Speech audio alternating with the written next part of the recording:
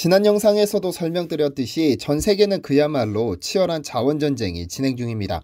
최근 한국에서 식용유 대란이 벌어진 이유도 인도네시아가 자국 내 가격을 안정시킨다며 식용유와 식용유 원료 물질을 무기한 수출 중단시켰기 때문입니다. 지하자원을 가지지 못한 서러움이죠. 현재 전기차 시대가 도래하면서 가장 필수적인 자원으로 꼽히는 것이 리튬인데 전 세계에서 가장 많은 리튬을 보유한 국가는 볼리비아입니다. 그리고 최근 볼리비아 차기 대통령 유력 후보 중 한 명이 볼리비아가 보유한 리튬을 전부 한국 기업에게 맡기고 볼리비아를 제2의 한국으로 만들고 싶다는 바람을 표했습니다. 디시멘터리는 이 대통령 후보와 직접 인터뷰를 진행해 관련 사실을 확인했고 오늘 그 인터뷰가 공개됩니다.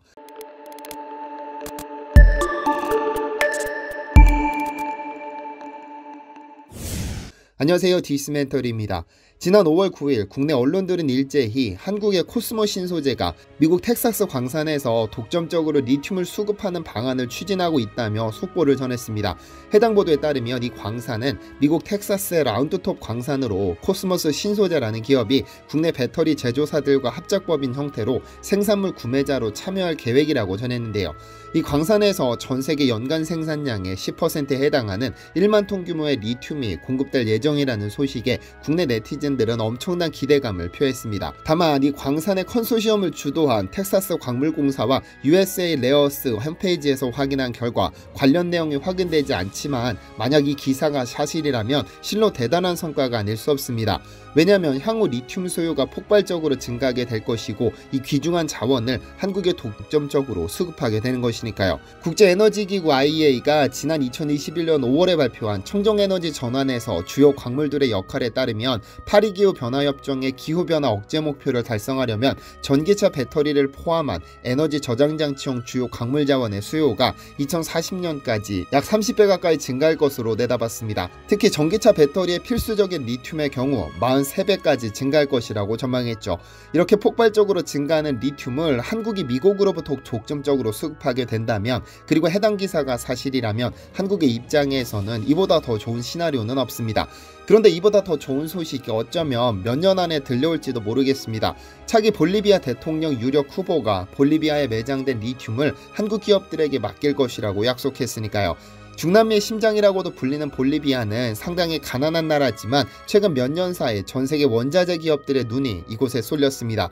왜냐하면 미국 지질조사국의 조사 결과 전세계 리튬 매장량의 24.4%가 볼리비아에 매장된 것으로 확인됐는데 이는 세계 1위 수준입니다.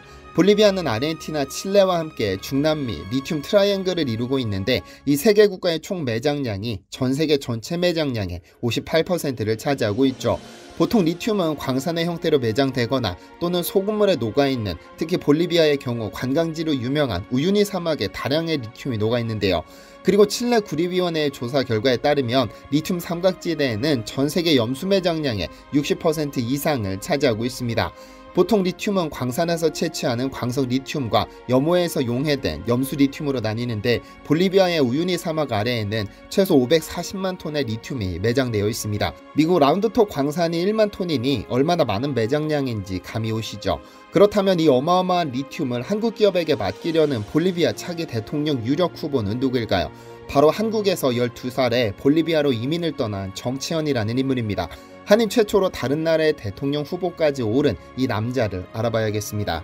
지난 2019년 10월 20일 중남미 볼리비아에서는 대통령 선거가 치러졌습니다. 선거 결과는 사선에 도전한 좌파 에보 모랄레스가 46.85%로 당선되면서 사선에 성공했습니다. 하지만 선거 직후 볼리비아는 어마어마한 후폭풍에 시달렸습니다. 왜냐하면 볼리비아 선거법에 따르면 1위와 2위의 격차가 10% 미만이면 결선 투표를 해야 하는데 대선 당일 개표율이 83.76%에 이르렀을 즈음 선관위가 돌연 개표 현황 공개를 중단해버렸으니까요. 당시 1위였던 에보 모랄레스와 2위였던 카를로스 메사 전 대통령 간 격차는 7% 남짓이었고 이대로 선거가 끝난다면 100% 결선 투표를 진행해야 합니다. 하지만 선관위는 즉각 개표 현황 공개를 중단했다가 이튿날 오후에야 개표 상황을 공개했고 모랄레스 46.85%, 메사 전 대통령이 36.74%를 기록해 10%를 약간 넘는 결과가 나와 에보 모랄레스의 사선이 확정됐습니다. 이런 선관위의 부정에 분노한 시민들은 거리로 쏟아져 나와 선거 무효를 외쳤고 당선인은 이를 쿠데타로 규정해 탄압을 시작했죠. 그런데 이 선거에서 3위를 기록한 인물이 8.77%의 득표율을 기록한 한국계 정치현 후보였습니다. 사실 이 선거 기간 중 기독교 민주당의 정치현 후보는 선거 2달 전 실시한 여론조사에서 각각 31%와 25%의 지지율을 기록하면서 대선 후보 중 2위를 차지해 당선 가능성이 점쳐졌지만 결국 대통령에 오르지는 못했습니다. 볼리비아인이기는 하지만 외국인인 그가 어떻게 이렇게 돌풍을 일으킬 수 있었던 것일까요? 정답은 볼리비아의 상황 그리고 그가 내건 공약에 있습니다. 우선 에보 모랄레스는 2006년 볼리비아 원주민 첫 대통령이 되었는데 그는 원주민들의 압도적인 지지를 받았습니다. 이후 그는 2009년, 2014년에도 당선됐고 2019년 선거에서도 1위를 차지했습니다. 당초 볼리비아에서 대통령은 단임제지만 그는 집권 후 대통령 연임이 가능하도록 개헌을 통과시켰고 2016년에는 아예 연임에 대한 제한을 없애는 개헌을 시도하다 실패하기도 했습니다. 하지만 3번의 연임을 거치면서 볼리비아의 삶은 전혀 나아지지 않았고 오히려 빈곤의 구렁텅이에 빠져버렸습니다. 이때 볼리비아의 부정부패 타도를 외치며 등장한 것이 정치현 후보입니다. 외과 의사이자 목사이기도 한 그는 1970년 광주에서 태어났는데 그가 12살이던 시절 선교사였던 아버지를 따라 볼리비아로 가게 됐고 청소년기를 거치며 볼리비아로 귀화하게 됩니다. 하지만 그의 이름은 바꾸지 않았죠. 이후 그는 의대를 졸업해 외과의사가 됐고 신학박사를 취득하면서 목사가 됐고 교육학과 정치학 명예박사를 받았습니다. 사실 그는 외과의사로 병원을 소유하고 있기 때문에 안정적인 삶이 보장됐지만 그는 안주하지 않고 볼리비아인의 정치를 개혁하기 위해 정치권으로 뛰어들었습니다. 13년간 이어진 정권은 볼리비아를 공산주의 독재체제인 북한처럼 만들려고 해 가만히 두고 볼 수는 없었다며 대선 출마 이유를 밝혔습니다. 하지만 그에게 30%에 육박하는 지지율을 보낸 이유는 반드시 볼리비아를 제2의 대한민국으로 만들겠다는 공약이었습니다. 그는 한국의 새마을운동을 통해 볼리비아를 잘 살게 하겠다는 공약을 입에 달고 살았는데 한국은 한국전쟁 직후 세계 최빈국에서 한강의 기적으로 세계 10위권 경제대국으로 성장했다는 사실은 모든 볼리비아인들도 안다면서 그 비결을 묻는 이들에게는 한결같이 새마을운동과 기독교 정신이라고 답합니다. 그리고 볼리비아가 빈곤에서 탈출하기 위해서는 게으름과 나태함에서 벗어나야 하는데 이를 위해서는 반드시 새마을운동 정신과 훈련 과정을 도입해야 한다면서 볼리비아의 풍부한 지하자원과 새마을 정신이 결합하면 빠른 시일 내에 선진국이 될 수 있을 것이라고 주장하죠. 그리고 그 기대감이 지지율로 나타났습니다. 어쨌든 부정선거 의혹이 짙어지면서 볼리비아에서는 선거 결과 불복 시위가 이어졌고 결국 3주 만에 에보 모랄레스 대통령은 사임하며 도망치듯 볼리비아를 빠져나갔습니다. 그리고 코로나로 1년 가까이 연기되어 치러진 재선거에서도 정치현 후보는 여론조사에서 1위를 차지했으나 아쉽게도 에보 모랄레스와 같은 좌파 루이스 아르세 전 장관이 55.1%의 득표율로 새로운 대통령으로 당선됐습니다. 디시멘터리는 지난 5월 10일 정치현 후보가 윤석열 대통령 취임식 참석을 위해 한국을 방문했다는 소식을 듣고 직접 전화 인터뷰를 진행했고 오늘 영상에서 이 인터뷰를 전부 공개합니다. 다만 40년간 볼리비아에서 생활했기 때문에 한국어 단어 선택 등 조금 서툰 부분이 있으니 감안해 주시기를 부탁드립니다. 또한 아래 인터뷰는 디시멘터리의 개인 의견이 아님을 미리 말씀드립니다. 저는 1982년 12살 때 아버지가 장로교 선교사로서 왔는데 제가 이제 벌써 40년이나 됐습니다. 그래서 볼리비아에서 중학교 3학년부터 이제 공부를 해서 거기서 석사, 박사, 의사 전문, 그다음에 신학교, 신학 박사, 그리고 병원 경영학, 교육학, 그리고 이제 파이낸스 2019년에 볼리비아 대통령 후보까지 나왔고 이제 거기서 뭐라 그럴까 1등으로 이제 되지는 못했지만은 네. 부정선거에 의해서 이제 네. 문제가 있었습니다. 네, 그래서 2025년에 네. 제가 다시 이제 다시 참여하려고 대선에 참여하려고 준비 중입니다. 볼리비아가 지금 장기적으로 사회주의, 쿠바, 러시아를 우대하는 그런 사회주의, 공산주의를 위한 그런 주의로서 여러 가지 그 행법 또 민법 그런 것을 만들어 많은 그 어, 자본주의를 밀치고 또한 교회와 신앙을 밀치는 그러한 법을 만들었었어요. 그래서 대모를 하고 학생들 다친 가운데 그 법을 없앴지만은 그 행법을 하지만은 이 공산주의법은 언젠가는 또다시 또 나타나게 되고 볼리비아의 정부와 경제 투자에 많은 그 나쁜 점을 미칠 수 있기 때문에 제가 그 공산주의를 맞서고 볼리비아는 남미 중앙에 있어서 바다가 없는 나라지만 그래도 티티카카라는 강을 통해서 페루, 칠레하고 관계가 되고 그 다음에 강들을 통해서 브라질과 파라과이, 우루과이 그렇게 아틀란타 이제 대서양과 그 다음에 파시픽 대서양, 태평양을 이렇게 연결을 할 수 있는 장소라서 5개 나라와 둘러싸여 있습니다. 그래서 그것을 단점이라고 생각 말고 그걸 장점이라 생각을 하고 우리가 볼리비아 내에서 많은 광산과 그런 지하 자원들을 잘 이용하면은 엄청난 수출 나라가 될 수 있다고 생각합니다. 그래서 볼리비아는 리튬이 전 세계의 60%를 가지고 있고 석유 펌프가 한 50개 꽂아져 있고 가스 펌프도 한 그 정도로 50개 펌프가 꽂아져 있는데 그러니까 지하 자원 또한 남미에서 가장 많은 지하 자원 금, 은, 철이 많이 있습니다. 그러한 나라이면서도 정책을 잘못하니까 국민 소득은 지금 현재 1,500에서 3,000 그 사이에 있습니다.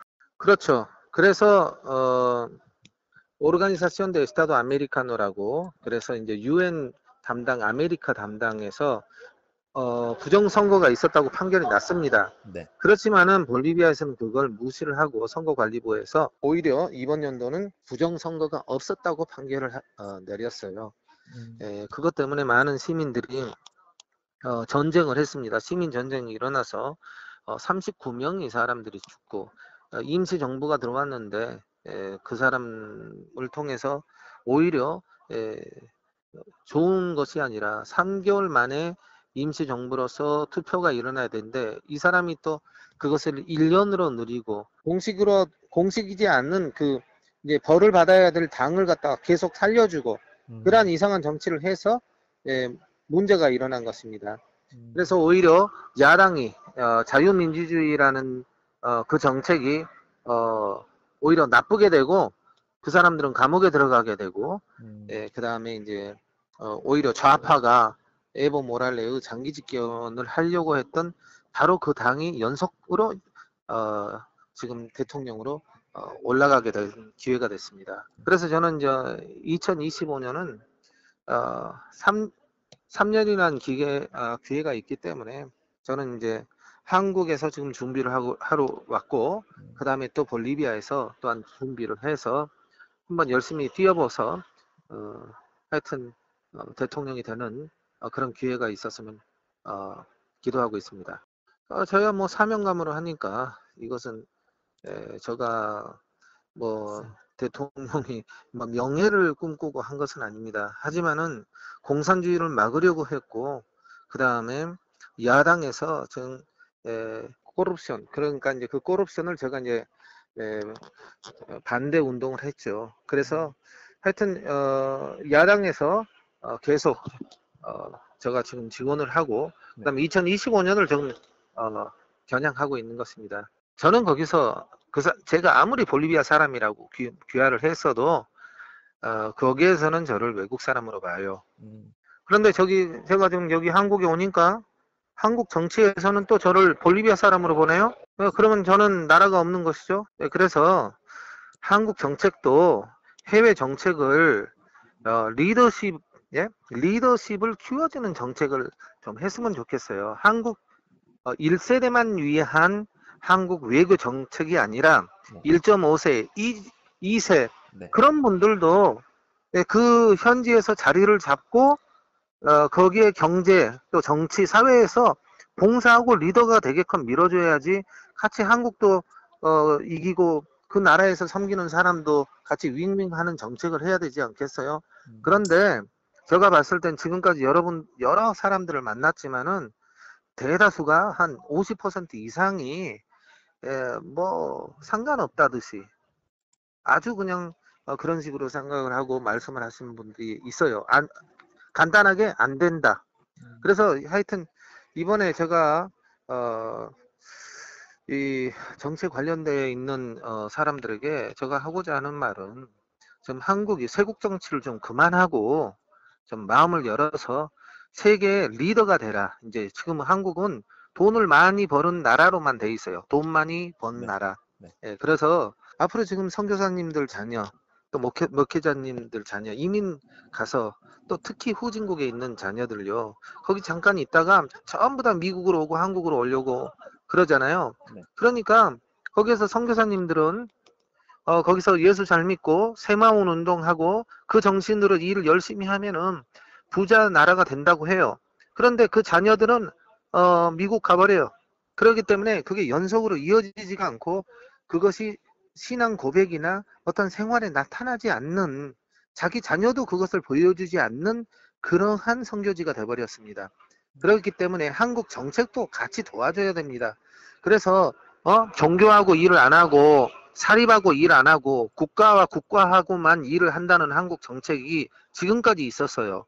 그러면은 선교사하고 관계없는 것은 그러면 저 멀리 있는 나라 가난한 나라는요 선교사밖에 없어요. 거기는 다 거기에 돈 벌리지 않고 오히려 큰 나라 가서 돈 버는 게 낫죠. 그렇기 때문에 그러한 정책이 바뀌어져야 된다고 저는 생각하고 이번에 대통령 들어가신 분이 하여튼 잘 했으면 좋겠습니다. 한국과 볼리비아가 제2 한국이 됐으면 좋겠습니다. 그래서 많은 한국 사람들이 이민을 오고 한국이 땅값도 비싸고 좁은 나라이기 때문에 그런데 준비되어 있는 사람은 많아요.